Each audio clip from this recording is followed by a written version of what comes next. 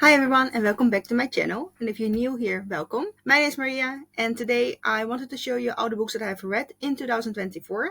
I'm using the StoryGraph app and website for tracking my books. I also use Goodreads, but I think that StoryGraph has a much better way of showing your stats and all of the books like in one reading wrap up. And I think I like the functionality of StoryGraph a lot better than Goodreads. However, I migrated my Goodreads books to StoryGraph, and some of the books are still missing the dates that I have read them, or not everything is like migrated in a good way.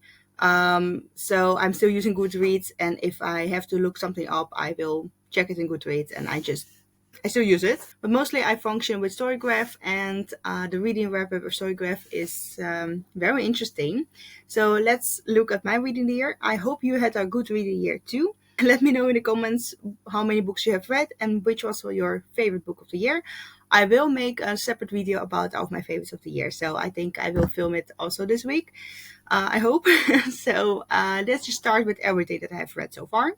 In 2024, I read 30 books. My plan was to read 50 books and 10,000 pages. So I did pass the 10,000 pages goal, but I didn't pass the 50 books goal. I only read 30, but I'm very happy with this number.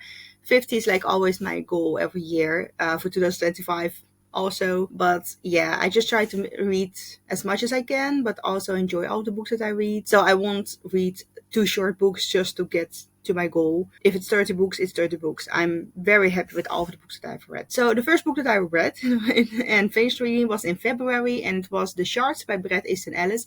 It was my first book by Bret Easton Ellis. In general, I was planning to read American Psycho first, but yeah, I read The Shards first, and I wish that my first book of him was, I think, American Psycho, because I think most people like that book a lot. And I didn't really enjoy The Shards. It was kind of a disappointment, and it took me the whole January to read it. So in February I finished it, and in January I haven't read finished another book. And the last book of the year was The Immortal Life of Henrietta Lacks. This is a non-fiction about a woman whose cells were used without her consent for a lot of medical research.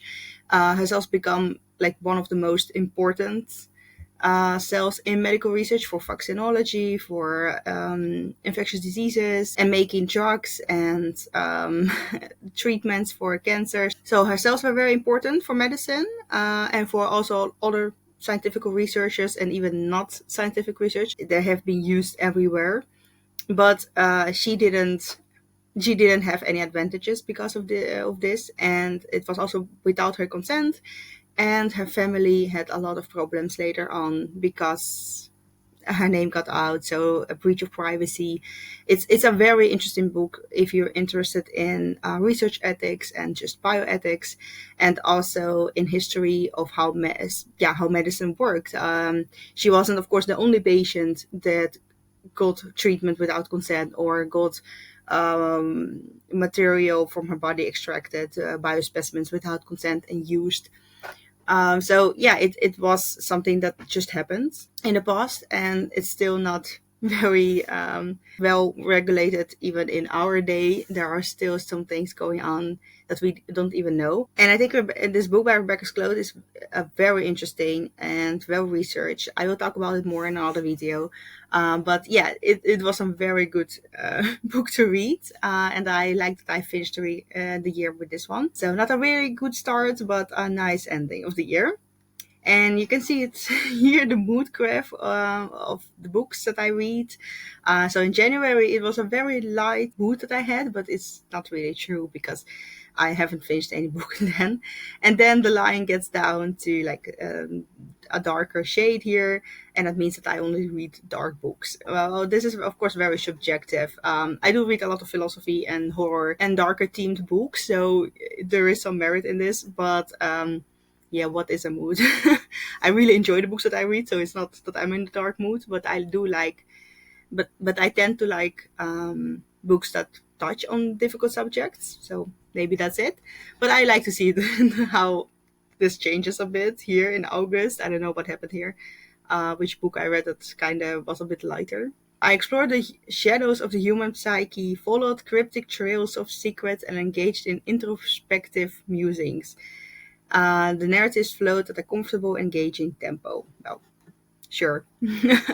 So this is the graph that I like the most. You can see here how many pages I read per month and how many books. And in January, like I said, nothing. But in February, I finished 3 books, I think. Let me see. Yeah, 3 books, and I read 1,000 pages. So in March, again, nothing. It was a very busy month for me. But then things picked up, and then actually the rest of the year, every month, I had finished at least 1 book, and some months were better than others. So in October, I read 2 books, but I read a lot of pages. Um, I I don't know, in August, I think I finished Brothers Karamazov or here somewhere. But yeah, I read a lot during the months and I'm happy with this. The genres that I read in, also interesting for me to see. The biggest genre for me is horror. I read 12 books.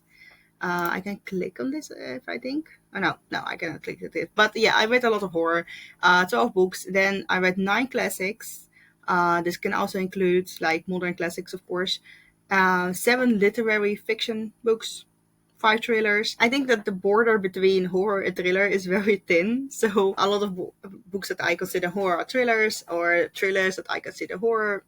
It's I think those two are kind of similar sometimes. And philosophy. I read 5 philosophical works. I thought maybe yeah I haven't finished all of them. So yeah, I read more philosophy, but I haven't finished all of the books yet. Then the longest book of the year was 1Q84 by Haruki Murakami, and I really liked this book. It was very enjoyable. It was way too long. It could have been a bit shorter, sure, but it was good. And I like Murakami's writing. It was just a very good book to read over a long period of time.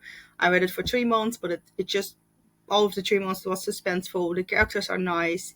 The story is interesting, a bit weird, but not too weird. So a lot of people say that it's like one of the weirdest books that I've read. I don't think so. I've read weirder books than this one, but it was engaging. And I think the story is somewhere between sci-fi, magical realism, a bit of fantasy in there. But most of all, it's literary fiction, and it deals with childhood traumas and friendship, and with cults and religion. It's very interesting to go through it, but you have to plan some time because it's just too long. Then the shortest book of the year was The Ghost Prison by Joseph Delaney, 92 pages only, and it were very short pages, of course, because this is a children's book.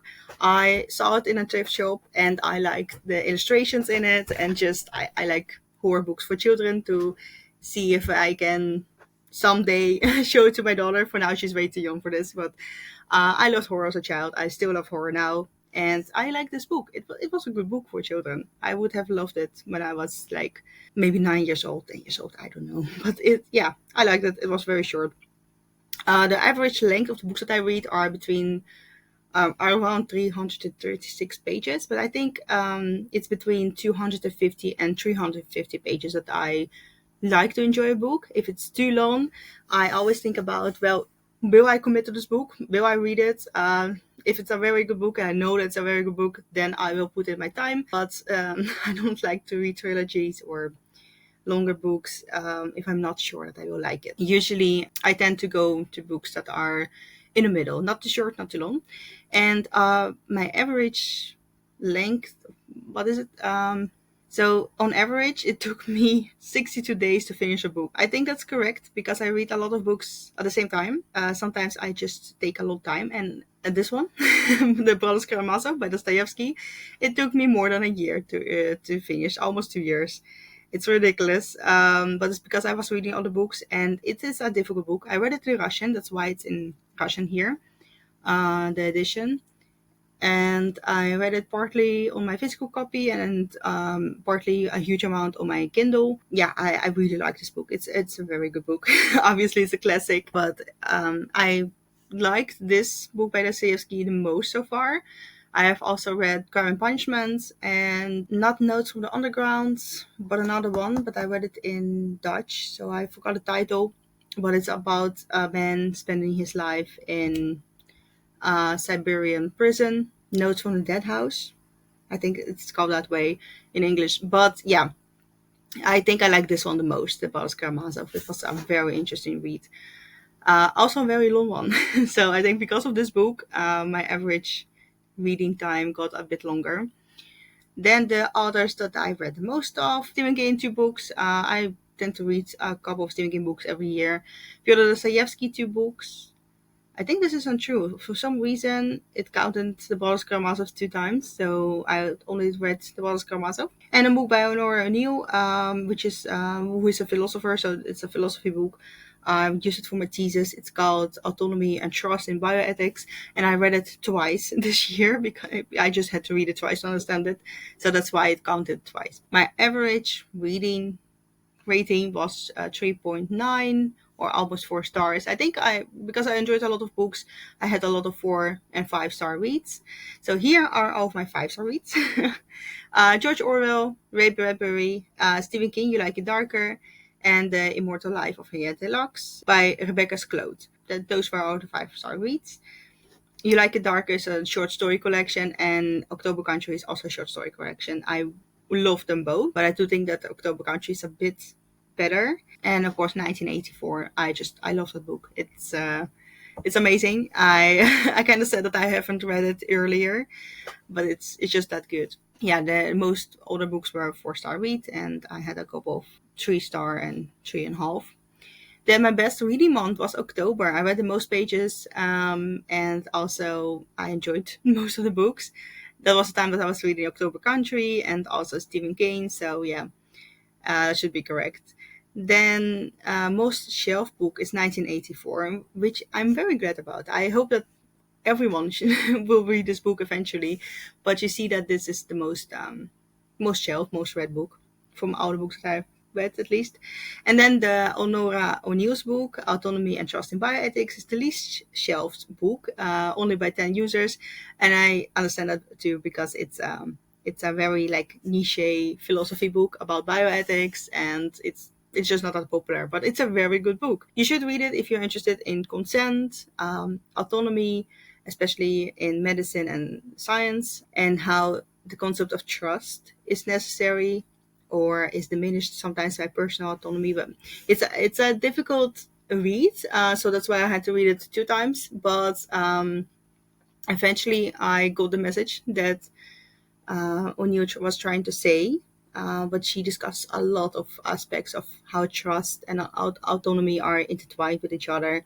And if you have too much personal autonomy, if you focus too much on personal autonomy, then trust can be lost.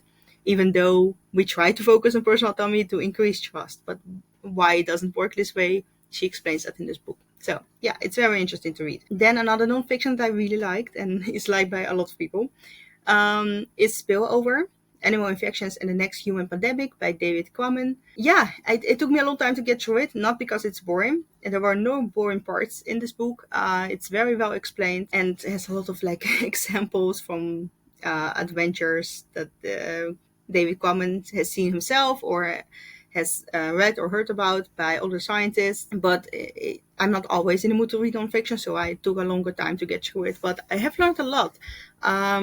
If you don't know, I have a degree in health sciences with major in infectious diseases, but still I don't know everything that was discussed in this book, and there were some interesting aspects, but you don't have to know everything about infectious diseases or even a little bit, because David Quammen can explain it in plain language and give you a lot of examples and just take you through the whole infectious diseases history. It reads like a thriller and you will learn some things.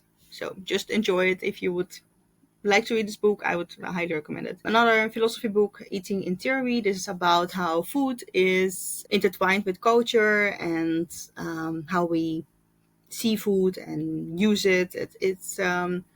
I didn't enjoy it too much. I read it for a book club. I did like some parts of it, but I think sometimes it was a bit too far-fetched, or there were some examples in there that were not discussed in too much detail, but they were just thrown in there without much explanation. So, and the layout of the book wasn't my thing. So there were some things that I didn't like it. I gave it, I think, 3.5 stars. But overall, the concept of food and culture, that was very interesting to read. And I have read 46 new authors.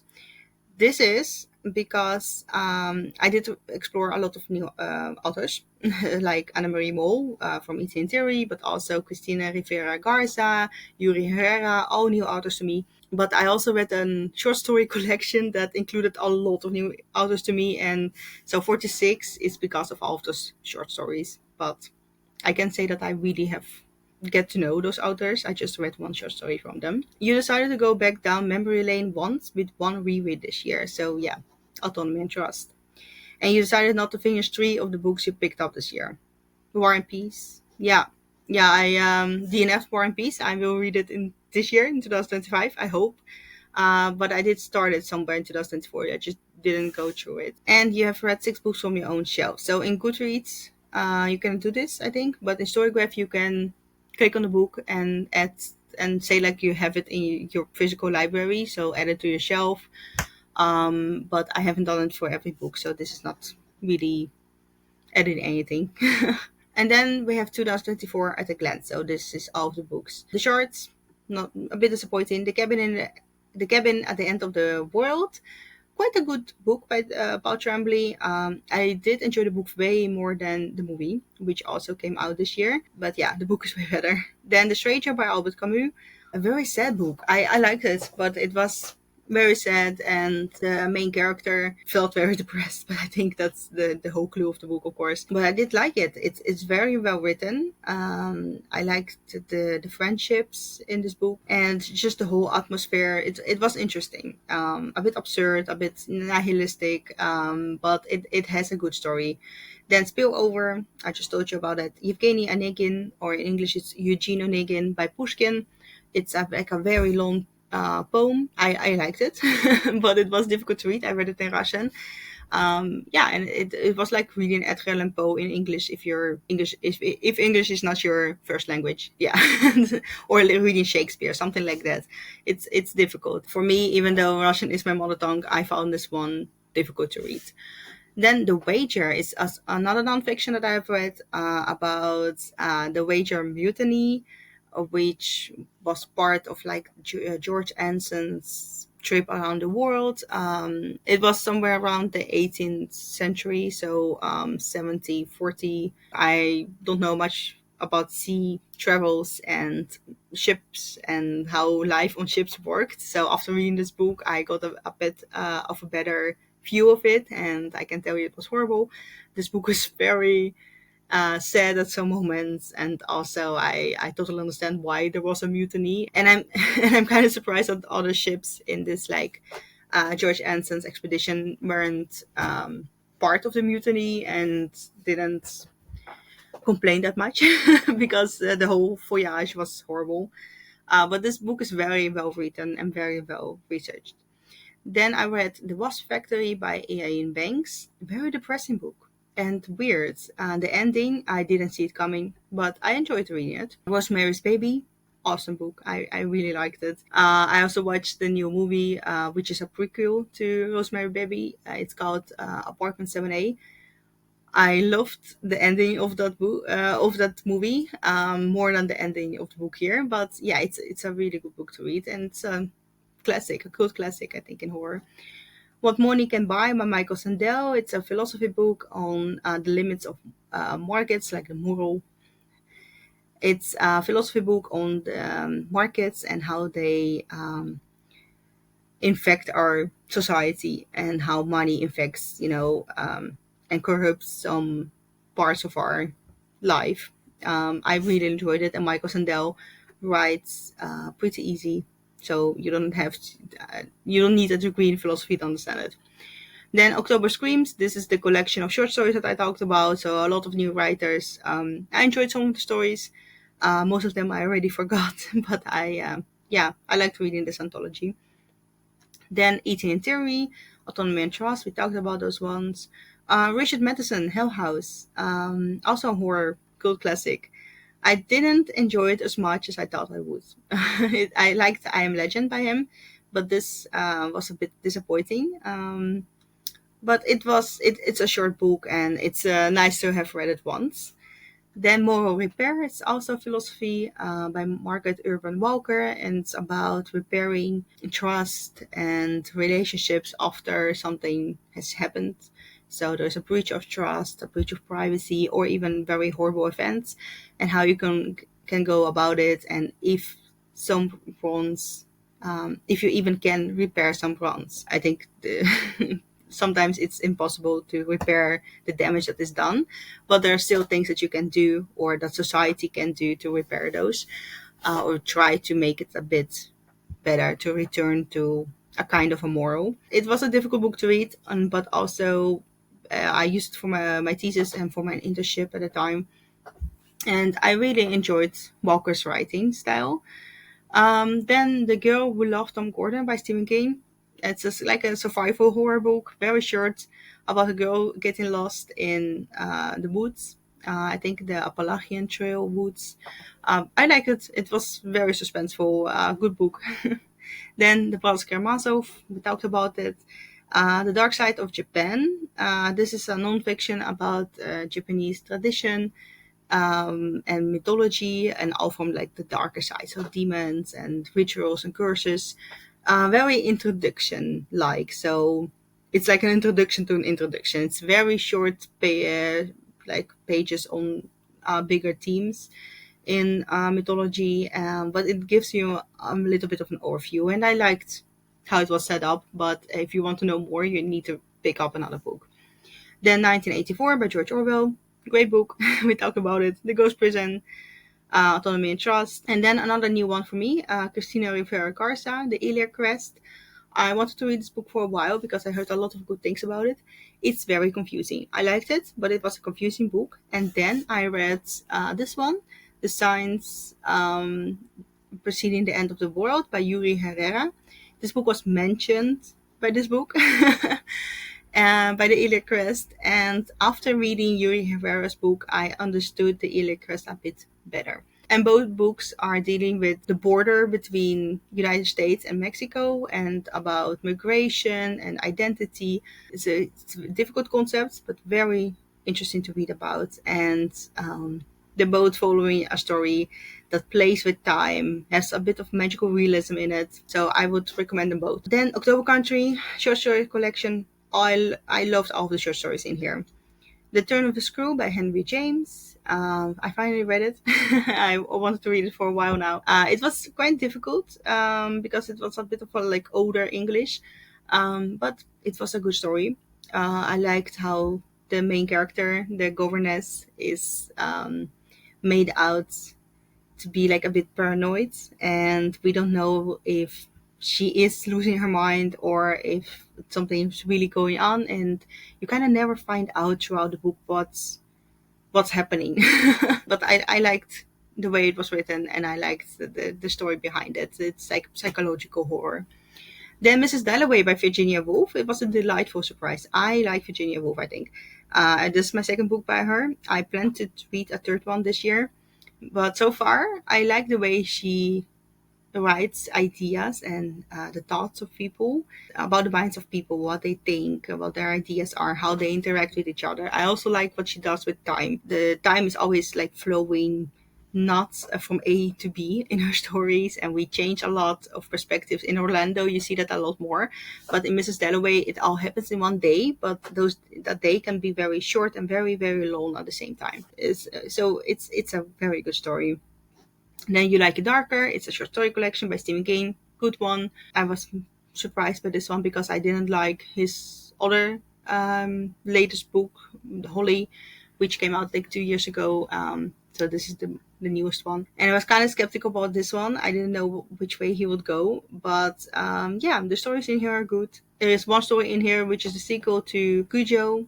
So yeah, I love that story. It was a good read. Then Groundwork on the Metaphysics of Morals by Immanuel Kant. I read this one for my thesis as well.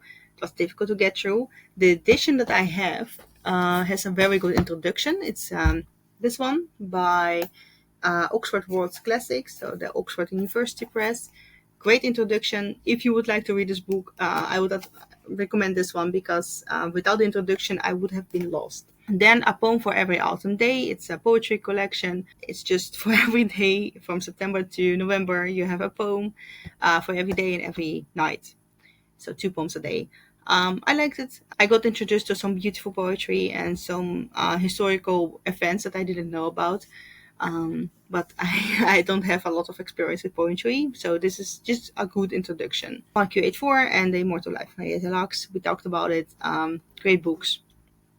So that's actually it. So in another video, I will talk about my favorites, but you kind of can all guess what books will be on there, and we'll talk about those books a bit more in depth. And yeah, I plan to read a lot of interesting works this year as well. So I hope to make more videos. I also write a newsletter on the books that I read. You can check it out by clicking on my website and subscribe to my website. Then you will always get a notification and the newsletter in your email.